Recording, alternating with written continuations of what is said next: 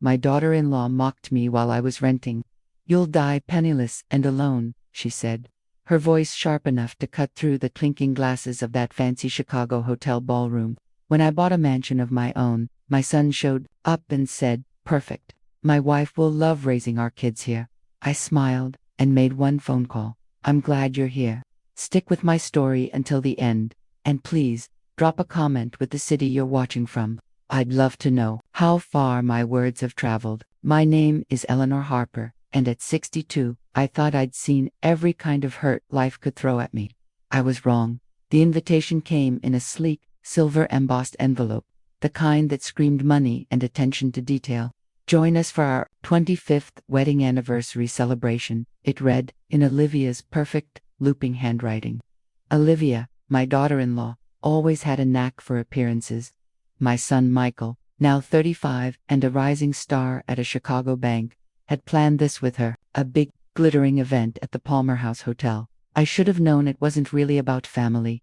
I spent the afternoon getting ready, pulling out the emerald green dress Robert, my late husband, used to love. It still fit, though it felt a little heavy with memories. 3 years since he passed, and I still caught myself reaching for his hand sometimes. I drove downtown from my little rented apartment in Evanston, a modest place I'd moved to after selling our old house. It was small, sure, but it was mine. I didn't need much. The ballroom was everything you'd expect from Olivia's taste. Crystal chandeliers sparkled overhead, casting light on tables draped in crisp, white linens. Waiters glided between guests, with trays of champagne, and the air smelled faintly of roses and wealth. I clutched my purse a little tighter as the hostess led me to Michael and Olivia's table. Michael stood to hug me, and for a moment, I saw the boy who used to beg me for extra bedtime stories, his eyes bright with mischief. "Mom, you made it," he said, his smile warm but fleeting. There was something guarded in his expression, something I didn't recognize. Olivia sat beside him, radiant in a shimmering gold dress that probably cost more than my monthly rent. Her smile was tight, polished, like she was posing for a photo no one was taking. "Eleanor, you look nice," she said, her eyes flicking over my dress with a faint smirk. "Nice." The word landed like a pebble in a pond, rippling with judgment. Not elegant, not lovely, just nice, as if I'd barely scraped by. The evening started innocently enough. Michael talked about his latest deal at the bank, some big client he'd won over. Olivia gushed about their upcoming trip to the coast, her voice loud enough for nearby tables to hear. I nodded, smiled, tried to join in when I could, but every time I spoke about my volunteer work at the community center, or the kids I tutored, Olivia's lips curved into a smile that didn't reach her eyes. It made my stomach twist. Then came the moment I'll never forget. The waiter brought the wine list, and Olivia made a show of choosing a bottle. "Let's have the Chateau Lafite," she announced, then turned to me with a look of mock concern. "Oh, Eleanor, maybe we should pick something cheaper. I know things are tight for you now, living in that little apartment." My cheeks burned. Yes, I lived simply. After Robert died, the big house felt like a museum of grief, too quiet, too empty. So I sold it and moved to a one-bedroom rental. But the way Olivia said it, you'd think I was scraping by on canned beans in a slum. "The wine sounds lovely," I said, my voice steady despite the heat rising in my throat. Dinner went on, but Olivia kept steering the conversation to money, their new car, their renovated condo, their plans for a second home. When I mentioned my tutoring work, how much I loved helping kids read, she laughed, a sharp, cutting sound that silenced the table. "Oh, Eleanor, that's adorable. Spending your days with other people's kids because you have nothing else to do. It's single quotes sweet." Michael said nothing. He just sliced into his filet mignon, his eyes fixed on his plate. That silence hurt more than Olivia's words. My son, the boy I'd raised alone after Robert's death, the boy I'd worked overtime to put through college, he just sat there. The breaking point came when Olivia leaned across the table, her voice dripping with false concern. "Eleanor, we're worried about you. Living alone in that place. It's not safe for someone your age. Have you considered assisted living? There are some affordable ones, you know, for people in your situation." The room spun. Assisted living. They wanted to tuck me away like an old piece of furniture they didn't have space for. "I'm fine on my own," I said, barely above a whisper. Olivia's laugh was like a blade. Oh, sweetheart. You think you are. But let's be real. You're scraping by, tutoring kids to fill your days, eating who knows what for dinner. It's honestly kind of sad. You'll die penniless and alone if you keep this up. I looked at Michael, waiting for him to say something, anything. He didn't. His jaw was tight, but his mouth stayed shut. That was when I knew I'd lost him. Not to time or distance, but to her. I stood, my legs trembling. "Excuse me," I whispered, grabbing my purse. Olivia called after me. "Eleanor, where are you going?" I didn't answer. I walked through that glittering ballroom, past tables of laughing families, past couples clinking glasses, until I reached the cool night air. In my car, I gripped the steering wheel, my hands shaking. Michael's voice followed me out. "Mom, wait." I turned, hoping, praying he'd apologize. Tell me Olivia was out of line. Instead, he said, "You can't just leave like that. Olivia feels bad. She's just worried about you." Worried. Right. I looked at my son, searching for the boy who used to run to me when he scraped his knee. He wasn't there. "Tell Olivia not to worry," I said quietly. "I'll be fine." As I drove away, I saw them in my rearview mirror, standing together under the hotel's golden lights, already rewriting the story, probably calling me dramatic, ungrateful. That night, in my small apartment, I sat in Robert's old armchair and let the tears come. But somewhere in that grief, something else stirred. Something stronger. They thought they knew me. They thought I was just a lonely old woman with nothing left. They were so wrong. That night, after I drove away from the Palmer House Hotel, the sting of Olivia's words and Michael's silence followed me home. "You'll die penniless and alone." Her voice echoed in my head, sharp and cruel. As I sat in Robert's old armchair, the one piece of furniture I'd kept from our old life, I was 62 years old, a retired schoolteacher, and I thought I'd already faced the worst life could offer. Losing Robert to cancer 3 years ago, raising Michael alone after that, those were hard. But this betrayal from my own son cut deeper. I didn't sleep much. The tears came and went, leaving me hollow. But by morning, as the first light crept through my apartment's faded curtains, something else took root. Not grief, not anymore. Determination. Olivia thought she knew me. Michael thought I was just a lonely old woman, clinging to a rented apartment and a handful of memories. They were wrong, and I was done letting them define me. I made coffee, strong and black, the way Robert used to like it, and sat at my kitchen table with a box of papers I hadn't touched in years. Bank statements, investment records, a life insurance policy, documents that told a story Olivia and Michael couldn't even dream of. You see, Robert wasn't just a high school principal. He was brilliant with money. Back in the 90s, he'd bought into real estate when no one else saw the potential. A few rental properties here, a small commercial lot there. By the time he passed, those investments, plus his life insurance and our savings, left me with just under $1.8 million. I could have lived like a queen. A big house, fancy cars, vacations to places Olivia bragged about. But I didn't. After Robert died, I sold our family home because it felt too big, too quiet without him. I moved to this little apartment in Evanston, drove a 10-year-old Honda, wore simple clothes. Part of it was grief. I didn't care about appearances anymore, but part of it was a test. I wanted to see who Michael would be if he thought I had nothing to offer. I wanted to know if he'd love me for me, not for what I could give him. Last night answered that question. Michael didn't love me. Not really. He loved the idea of a mother who stayed out of the way, who didn't embarrass him in front of his glamorous wife. And Olivia, she saw me as a burden, someone to pity or push aside. I spread the papers across the table, my hands steady now. The largest account showed a balance that would make Olivia's designer handbags look like pocket change. There were bonds, a retirement fund, an income from those rental properties, managed quietly by a company Robert had set up. I thought about Robert's letter, tucked in with his will. "Eleanor, you're stronger than anyone knows," he'd written. "Live the life you deserve, not the one others expect." I'd forgotten those words. Grief had made me small, cautious, afraid to take up space, but not anymore. Olivia's cruelty had woken something in me, the woman who'd raised a son alone, who'd taught classrooms full of kids to believe in themselves. I wasn't done living, not by a long shot. I picked up my phone and dialed Susan Lee, my attorney.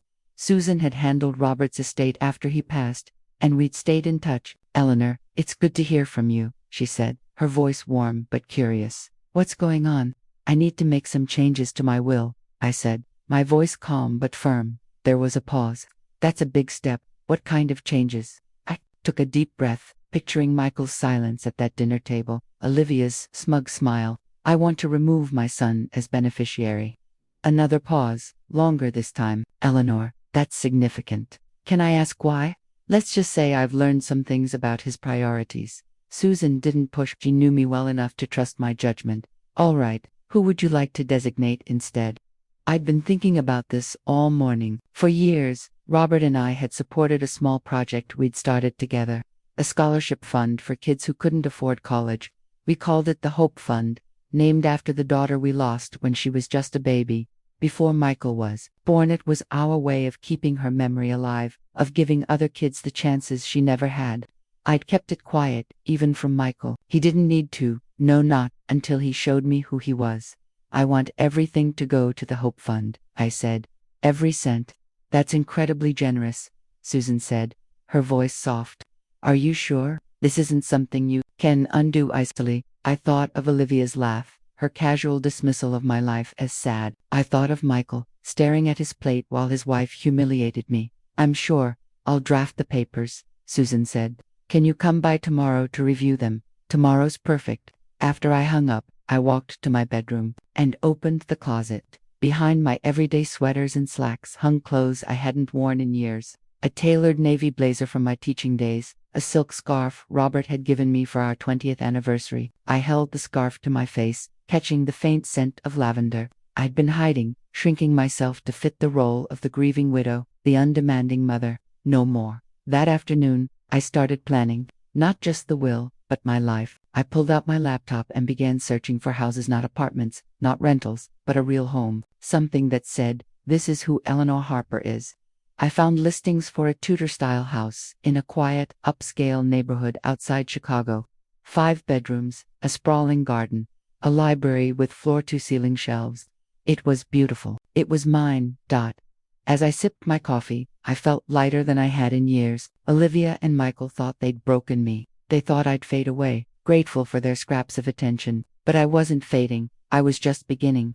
They'd pushed me too far, and now I was ready to show them exactly who I was. Not a penniless old woman, not a burden. Eleanor Harper, stronger than they'd ever know.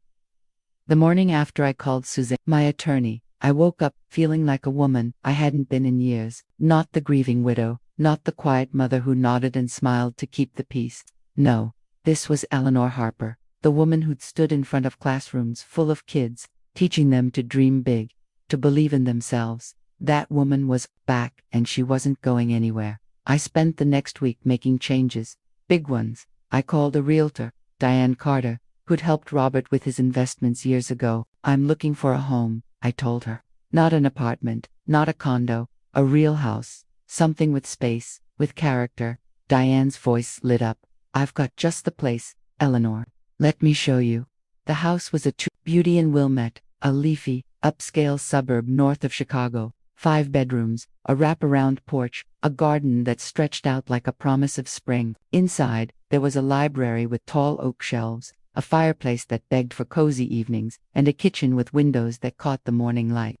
It wasn't just a house, it was a statement. The asking price was $900,000, a number that would have made Olivia's eyes pop out of her head. I didn't blink. I'll take it, I said. Cash offer. How soon can we close? Diane stared at me, surprised but delighted. With cash. 2 weeks, maybe less. I signed the papers. 10 days later, keys in hand, standing in the foyer of my new home. I didn't bring much with me. A few pieces of furniture, Robert's old photos, my books, the rest those faded sweaters and practical shoes from my apartment, those I donated. I was done living small. That same afternoon, I drove to a salon, in town. Something new, I told the stylist, a young woman named Mia, something that feels like me. 2 hours later, I walked out with a sleek, shoulder-length cut that made my gray hair look elegant, not old. I stopped by a boutique and bought a tailored blazer, a silk blouse, a pair of heels that clicked confidently on the pavement. For the first time in years, I looked in the mirror and saw the woman Robert had loved, the one who'd hosted charity lunches, who'd laughed with friends over wine, who'd never been afraid to take up space. I started living again, really living. I joined a book club at the local library, where I met women who became like sisters. I volunteered at the community center, tutoring kids who reminded me of my old students, their eyes bright with possibility. I even picked up painting again, setting up an easel in my new library, filling canvases with colors I hadn't touched since Robert was alive. My house wasn't just a place to sleep, it was a home, alive with purpose, with joy. A month after I moved in, I invited Michael and Olivia to see it. I didn't tell them I'd bought it, just that I'd moved somewhere new. I wanted to see their faces, to know what they'd assume. They arrived on a crisp Saturday afternoon, Michael's sleek Audi pulling into my driveway. Olivia stepped out in a cream-colored coat, her eyes already scanning the house like she was appraising it for auction. Michael hugged me, but it was quick, distracted. "Mom, this place is... wow," he said, his voice trailing off as he took in the arched windows, the stone facade. "Come in," I said, smiling. "I'll give you the tour." Olivia's heels clicked on the hardwood floors as she moved through the house, her comments dripping with calculation. "This kitchen is divine," she said, running her hand along the marble countertops. "Perfect for entertaining. And all these bedrooms, such potential." She turned to Michael, her voice bright. "Don't you think this would be amazing for a family? So much space for kids to run around."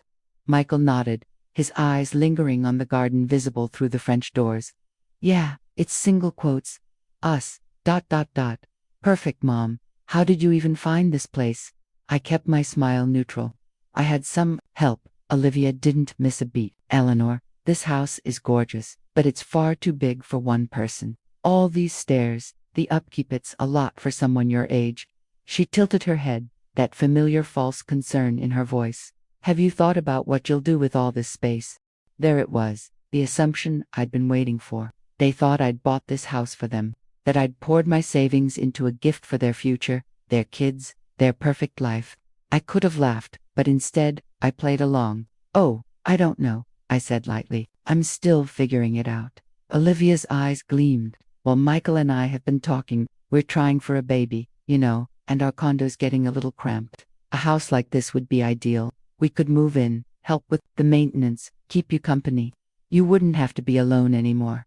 Michael chimed in, his voice careful but eager. "It makes sense, Mom. You'd have family around. We could take care of things, the yard, the bills. It'd be good for all of us." I nodded, letting them talk, letting them weave their little fantasy. Olivia was already pointing out where they'd put a nursery, how they'd remodel the guest room for her office.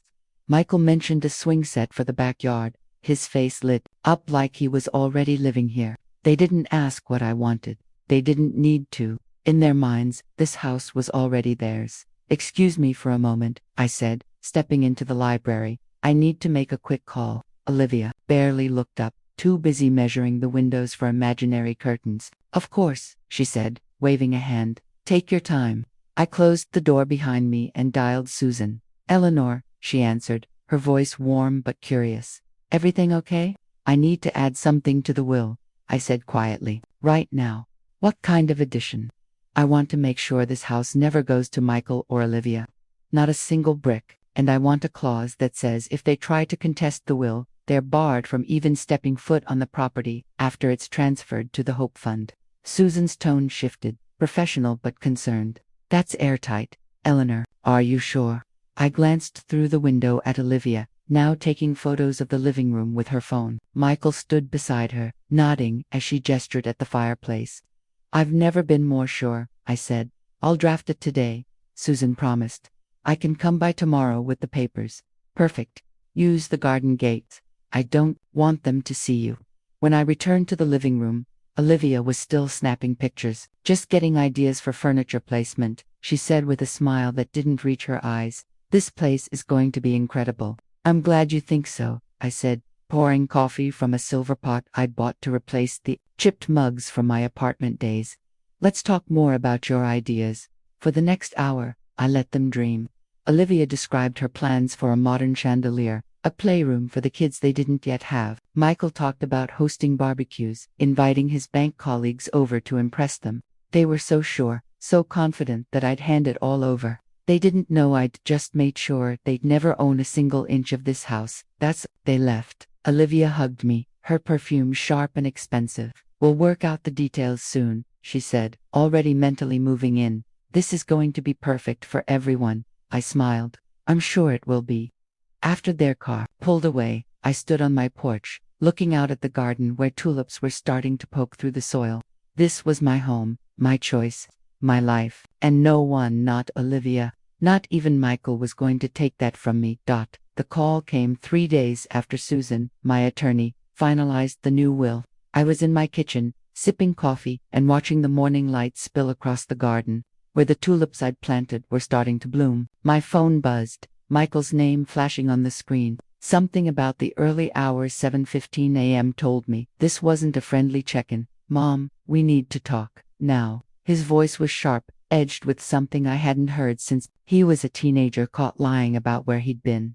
Good morning, Michael, I said, keeping my tone even. What's so urgent? Don't play games, he snapped. I know what you did. I set my coffee cup down, my heart picking up speed but my voice steady. What do you think I did? The will, Mom. Susan's office called yesterday to confirm the property address.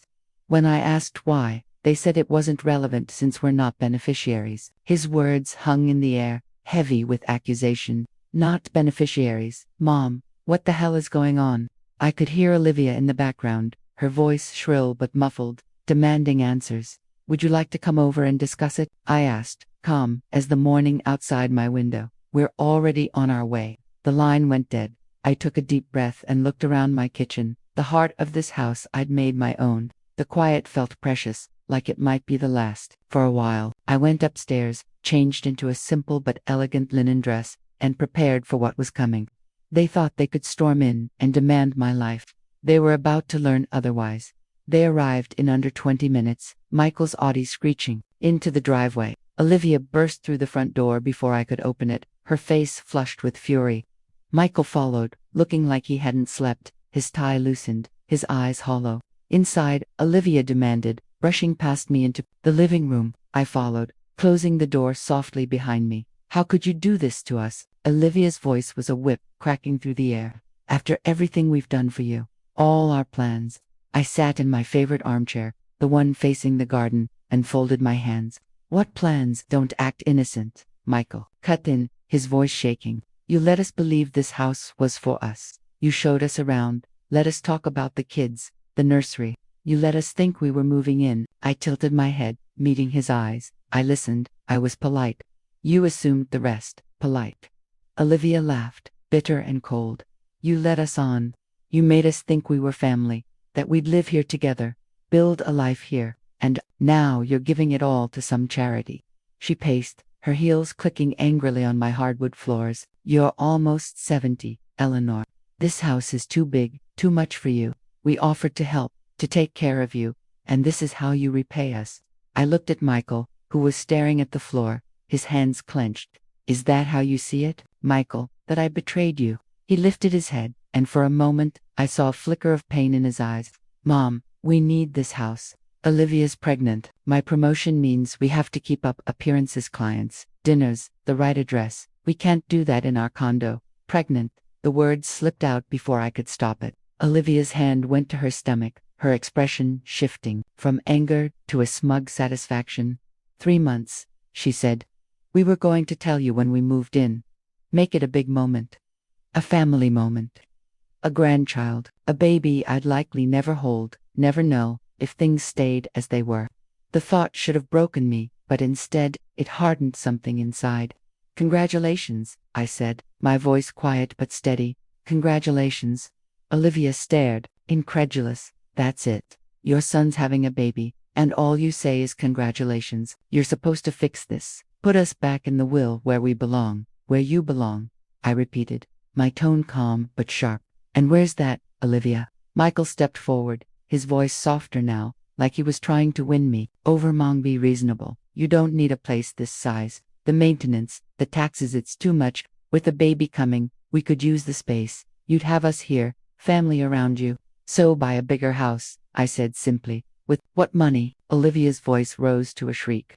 Do you know what homes cost in neighborhoods like this? Do you know what it takes to give a child the life they deserve?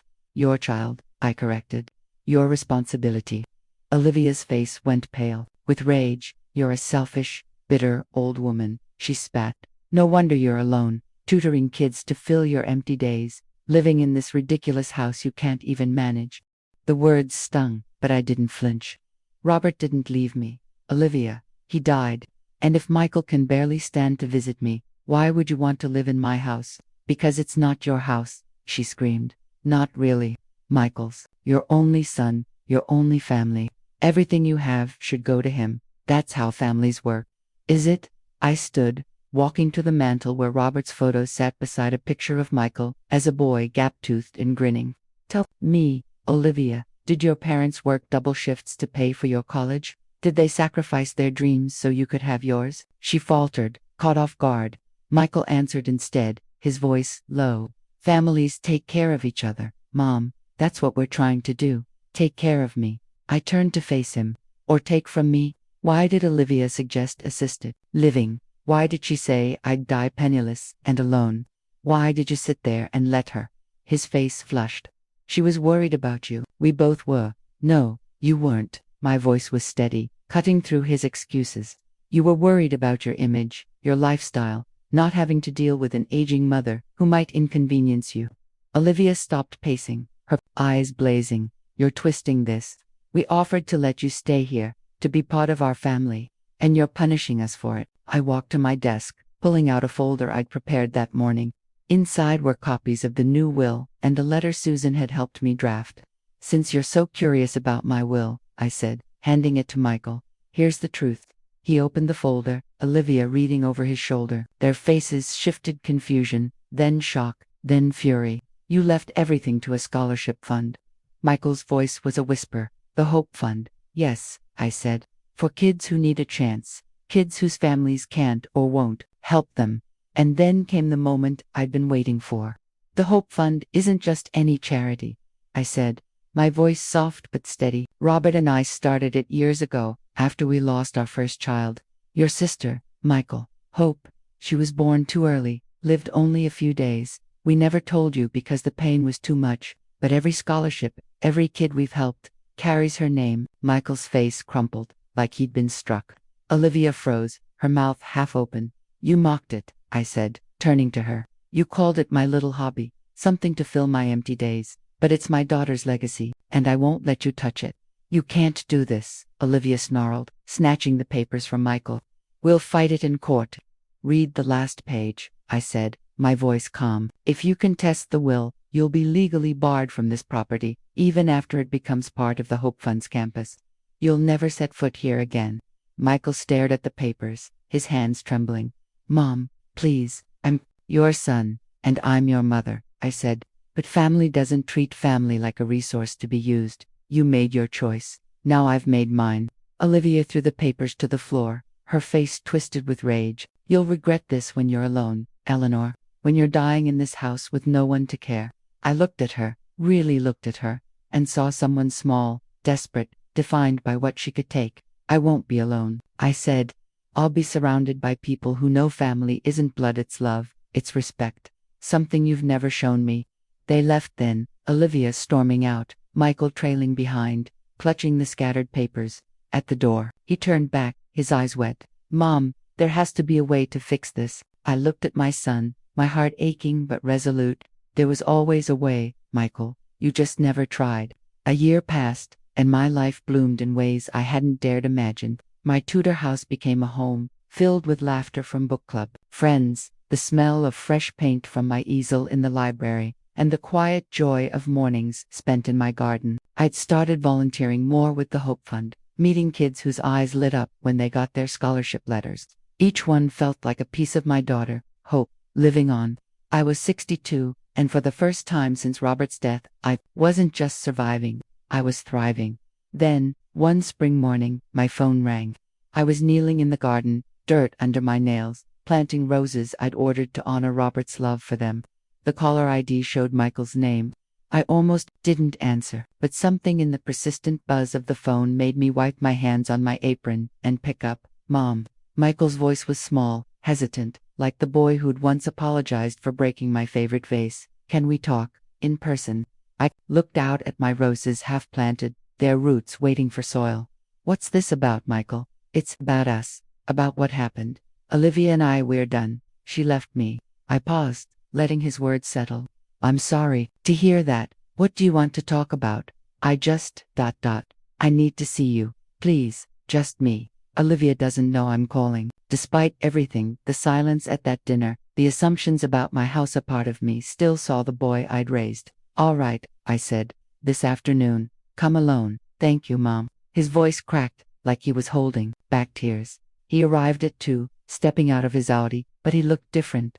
Tired, older, the confident banker replaced by a man who seemed lost. I met him at the door, noticing how his eyes lingered on the changes I'd made. The foyer now held a small table with a vase of fresh tulips from my garden. Photos lined the walls, not just of him, but of Robert, my book club friends, the kids from the Hope Fund. The house feels alive, he said softly. It is, I replied. Coffee. We sat in the library, sunlight streaming through the tall windows. My latest painting, a bright landscape of my garden, stood on an easel nearby. Michael noticed it. You're painting again. I never stopped, I said. I just forgot for a while. He nodded, staring into his coffee cup. Silence stretched between us, heavy but not uncomfortable. I waited. He'd come here for a reason, and I wasn't going to pull it out of him. Olivia left when she realized the money wasn't coming, he said finally, his voice barely above a whisper. She said I'd failed her, that I couldn't even handle my own mother. He laughed, a bitter sound. And the baby, she ended the pregnancy. Said she wasn't going to raise a child with someone who couldn't give her the life she deserved. The cruelty of it hit me like a wave. I'd never know that grandchild, just like I'd never held hope. But instead of breaking me, it clarified something. Olivia hadn't just hurt me, she'd hurt Michael, too. I'm so sorry, I said, and I meant it. He looked up, his eyes wet. She blamed you, said if you'd just given us the house, none of this would have happened. I wanted to believe her. It was easier than admitting I'd married someone who only loved what I could give her. And what about you? I asked, my voice gentle but firm. Did you love me? Or just the idea of a mother who'd always be there, ready to fix your problems? He flinched, like I'd struck him. I don't know. I took you for granted. I let Olivia say those things, let her push you away. I'm so sorry, Mom, for all of it. I watched him, searching for the manipulation I'd grown used to. Instead, I saw something real: remorse, raw and unguarded. Why are you here, Michael? I miss you, he said, his voice breaking. I want to fix this. I want to be the son you deserve. I leaned back, considering. If I told you the will isn't changing, that you'll never get this house, or the money, what then? He was quiet for a long time, staring out at the garden. I'd have to live with it, and I'd still want to see you. Not for what you can give me, but because you're my mom. I felt something shift, not forgive yet, but a crack in the wall I'd built. The will stays as it is, I said. The house, the money, it's going to the Hope Fund. They're building a campus for kids who need a chance. It's what your sister would have wanted. He nodded, tears spilling over. I didn't know about her. I wish you had told me. I wish a lot of things, I said, but we're here now. If you want a relationship, it has to be different, equal. No expectations, no demands. I'd like to try, he said. The next weekend he came back, just him. We worked in the garden, planting the rest of the roses, the way he used to help me when he was little. As we dug in the dirt, he asked about Hope, about the scholarship fund. I told him everything, her tiny hands, the way Robert and I poured our grief into helping others. For the first time, he listened, really listened. I don't know if we'll ever be what we were. Trust takes time, and love isn't a debt, it's a choice. But as we stood there, soil on our hands, I felt a quiet hope, not for the past, but for something new. Here's what I've learned. Family isn't about blood or obligation. It's about who shows up, who sees you, who chooses to love you without strings attached. Sometimes, you have to let go of the people who hurt you, even if they're your own. And sometimes, you get a chance to start again, not because you owe it, but because you want it. So, I'm curious. What would you do in my place? Have you ever had to set boundaries with family, or find a way back to someone you'd lost? Share your story below. And if you're still here, thank you for listening.